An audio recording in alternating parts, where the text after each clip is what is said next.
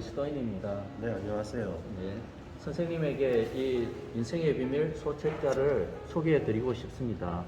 한 10분쯤 시간이 걸릴 텐데 시간을 좀 내주시겠습니까? 그래요. 너무 길게 하지 마시고 10분은 괜찮습니다. 네, 감사합니다. 그럼 제가 이것을 읽어 드리도록 하겠습니다. 인생의 비밀, 계시로 내게 비밀을 알게 하심. 사람이 존재하는 목적. 당신은 왜 이 세상에 살고 있으며 인생의 목적을 질문해 본 적이 있습니까? 당신이 어떤 부류의 사람이든 어떤 종류의 일을 하든 모든 사람이 인정할 수밖에 없는 몇 가지 일이 있습니다.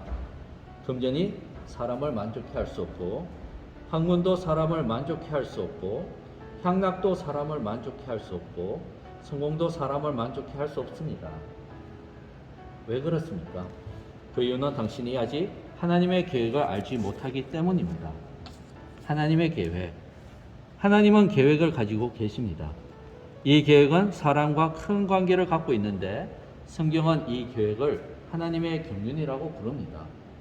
하나님의 경륜은 사람에 대한 하나님의 전반적인 계획입니다. 이것은 사람의 기원과 종말과 존재의 의미를 설명해 줍니다. 그러면 어떻게 하나님의 경륜을 알 수 있습니까? 성경에는 열쇠들이 있습니다. 제가 첫 번째 열쇠를 읽어드리겠습니다.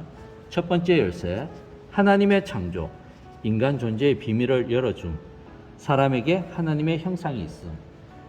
이 구절 한번 같이 읽어볼까요? 창세기 1장 26절. 하나님이 가라사대 우리의 형상을 따라 우리의 모양대로 우리가 사람을 만들고. 그렇습니다. 우리의 형상을 따라 우리의 모양대로 사람을 만들고. 하나님께서 사람을 창조하신 것은 그분이 다른 피조물들을 창조하신 것과는 다릅니다. 하나님께서는 사람을 그분 자신의 형상대로 창조하셨습니다. 장갑이 손의 모양대로 만들어진 목적은 손을 담기 위한 것입니다.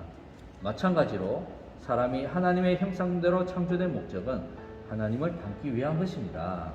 그래서 사람은 그러심. 로마서 9장 23, 24절 함께 읽어보시겠습니다. 하나님이 긍휼의 그릇에 대하여 그 영광의 부요함을 알게 하고자 하셨을지라도 무슨 말 하리요? 이 그릇은 우리니. 그렇습니다. 이 그릇은 우리니. 우리는 하나님의 그릇이고 하나님은 우리의 내용이 되시기를 원하십니다. 물병이 물을 담기 위해 만들어졌듯이 우리는 하나님을 담기 위해 창조되었습니다. 그러므로 지식, 부, 향락, 성공이 당신을 만족시키지 못하는 것은 당연한 일입니다. 왜냐하면 당신은 하나님을 담기 위하여 창조되었기 때문입니다. 사람을 분석한 데살로니가전서 5장 23절 함께 읽어보겠습니다. 너희 온 영과 혼과 몸이 흠없게 보존되기를 원하노라. 아멘. 온 영과 혼과 몸이. 사람은 하나님의 그릇입니다. 성경은 이 그릇을 영과 혼과 몸의 세 부분으로 나눕니다. 아래의 그림을 보시기 바랍니다. 이 사람인데요. 가장 바깥에 몸이 있고 그 안에 혼이 있습니다. 혼은 주로 우리의 생각, 감정, 이런 것들도 있고 그 사람 가장 깊은 곳에 영이 있습니다. 자, 몸은 단순히 신체로서 생리적인 층에 속하고 물질적인 영역의 사물을 접하기 때문에 가장 표면적인 부분입니다. 혼은 정신으로서 심리적인 층에 속하고 정신적인 영역의 사물을 접하기 때문에 비교적 심오한 부분입니다. 영은 사람의 가장 깊은 부분으로서 영적인 층에 속하고 하나님께 속한 일들을 접합니다. 신체에 문제가 있으면 내외과 의사를 찾을 수 있고 정신에 문제가 있으면 정신과 의사를 찾을 수 있습니다. 하지만 영의 문제는 오직 하나님만이 해결하실 수 있습니다. 그래서 하나님의 경륜, 하나님은 사람의 영 안에 들어와 사람의 내용과 만족이 되기를 원하십니다. 이것이 바로 사람이 존재하는 목적입니다. 당신이 창조된 것은 다만 뱃속에 음식을 담기 위한 것이 아니고 두뇌 속에 학문을 담기 위한 것도 아닙니다. 당신이 창조된 목적은 당신의 영 안에 하나님을 담기 위한 것입니다. 바로 사람은 하나님을 담기 위해 창조되었습니다. 그러나 사람이 하나님을 그의 영 안에 생명으로 받아들이기 전에 죄가 먼저 사람 안에 들어왔습니다. 그래서 사람은 타락하게 되었죠. 자, 죄가 사람 속에 들어옴으로 사람을 타락하게 했습니다. 아래 그림을 볼까요? 아까 깨끗한 사람의 그릇이 더러워졌죠. 죄 때문에. 죄는 사람의 영을 죽게 합니다. 죄는 사람의 생각을 반역하게 합니다. 그리고 죄는 사람의 몸을 범죄하게 합니다. 타락한 사람은 마치 음악을 들을 수 없을 뿐 아니라 자주 소음이 나고 주파수를 맞출 수 없는 고장난 라디오와 같습니다. 또한 아름다운 겉모습은 있지만 시궁창 속에 빠져서 냄새나는 쓰레기로 가득한 흙과 같습니다. 따라서 죄는 사람의 세 부분, 영과 혼과 몸 모두의 손상을 주었습니다. 그래서 하나님으로부터 멀어지게 했습니다. 그래서 이러한 상태에서 사람은 하나님을 받아들이지 못하게 되었습니다. 그러나 사람의 타락은 하나님의 원래의 계획을 바꿀 수가 없었습니다. 하나님은 이러한 문제를 해결하시고 그분의 계획을 성취하시기 위해 이 땅에 오셨습니다. 이거 한번 볼까요? 네 번째 열쇠, 하나님의 분배, 주 예수를 믿는 열쇠를 열어줌, 그리스도의 두 번 대심. 한번 읽어볼까요? 말씀이 육신이 되어 우리 가운데 거하심에, 말씀이 육신이 되어 우리 가운데 거하심에. 자, 이것을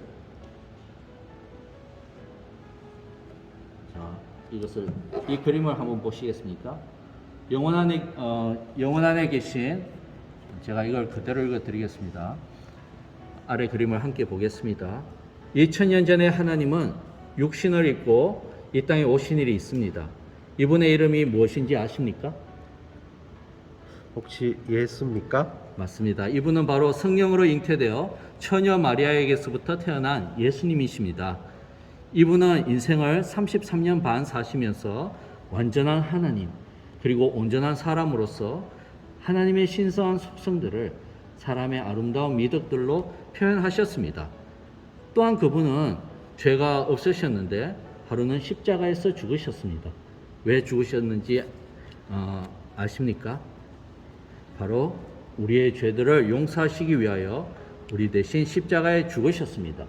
성경에는 보십시오, 세상 죄를 지어가는 하나님의 어린 양이십니다 라고 이분을 소개하고 있습니다. 이분은 십자가에서 우리 죄를 대신하여 죽으시고, 그리고 죽으시고 3일 만에 부활하셔서 고린도전서 15장 45절을 함께 읽어보겠습니다. 마지막 아담은 생명 주는 영이 되었나니. 그렇습니다. 마지막 아담 주 예수님은 생명 주는 영이 되었습니다. 이제 그분은 이 그림을 보면 그분이 십자가에 죽으심으로 우리의 죄를 깨끗게 하시고 이제는 생명 주시는 영으로 우리 안에 들어오실 수가 있습니다. 그래서 여기 요한일서 5장 12절을 읽어보겠습니다. 아들이 있는 자에게는 생명이 있고 하나님의 아들이 없는 자에게는 생명이 없느니라. 생명 주신 영을 받기 원하십니까? 아주 쉽습니다. 자, 한번 보겠습니다. 이제 당신은 무엇을 해야 합니까? 이제 당신은 하나님의 계획을 깨달았습니다. 당신이 해야 할 일은 다음과 같습니다. 첫째, 하나님께 마음을 돌이킴, 회개. 회개란 과거에 틀린 것을 통회하고 잘못을 뉘우치는 것이 아니라 생각을 바꾸는 것입니다. 이전에 당신은 하나님께 등을 돌리고 살았습니다. 당신이 좋은 사람이든 악한 사람이든 당신의 생각은 하나님에게서 빗나가 있었습니다. 자, 이것을 한번 읽어보겠습니다.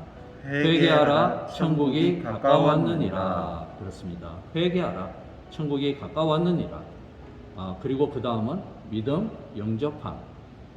믿는 것은 수긍하는 것이 아니고 동의하는 것이 아니며 단지 감상하는 것도 아닙니다. 만약 어떤 사람이 당신에게 시계를 선물할 때 당신이 수긍하고 동의하고 단지 그것을 감상하는 것은 아무 소용이 없습니다. 당신이 그 시계를 받아야 합니다. 믿는 것은 곧 받아들이는 것입니다. 아래 구절을 함께 읽을까요?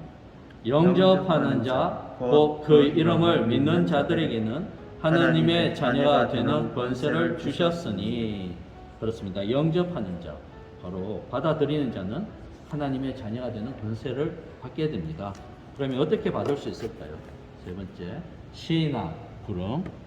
그리스도인이 되는 것은 공개적인 문제이므로 하나님은 당신의 마음으로 믿는 것과 당신의 입으로 시인하는 것을 요구하십니다. 이 로마서 10장 9절을 함께 읽죠. 내가 만일 내 입으로 예수를 주로 시인하며 또 하나님께서 그를 죽은 자 가운데서 살리신 것을 내 마음에 믿으면 구원을 얻으리니. 그렇습니다. 예수님을 주로 시인하면 우리는 구원을 받게 됩니다. 로마서 10장 13절에 누구든지 주님의 이름을 부르는 사람은 구원을 받을 것입니다 라고 말합니다. 이 주님의 이름이 무엇입니까? 바로 예수님이죠. 제가 한번 보여드리겠습니다. 오 주 예수님, 오 주 예수님. 이 주님의 이름을 부르면 구원을 받는 것입니다. 선생님 저와 함께 3번 주의 이름을 부르시겠습니다. 오 주 예수님, 오 주 예수님, 오 주 예수님. 선생님 혼자 한번 불러보시겠습니까? 제가 혼자 불러라고요? 그럼 제가 먼저 불러볼게요. 이렇게 주 예수님, 주 예수님, 주 예수님, 주 예수님, 주 예수님. 주 예수님. 감사합니다. 우리가 주의 이름을 부를 때 주님은 생명 주시는 영으로 우리의 영 안에 들어오는 것입니다. 이것이 바로 우리의 구원입니다. 아멘. 그래서 이제 함께 기도할까요? 눈 감으시고 제 따라 하시면 됩니다. 아멘.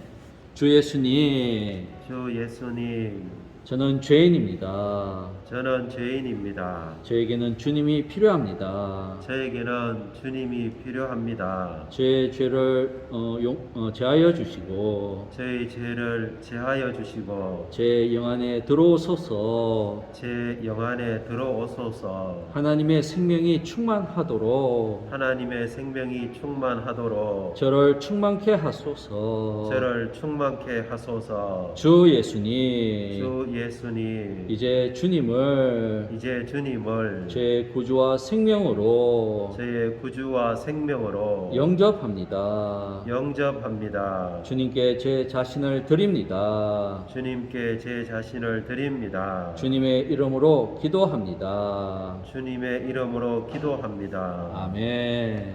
아멘. 이제 당신은 인생의 비밀을 깨달았습니다. 주님께서 당신을 축복하시어 하나님의 계획 안에 계속 살게 하시기를 원합니다. 감사합니다.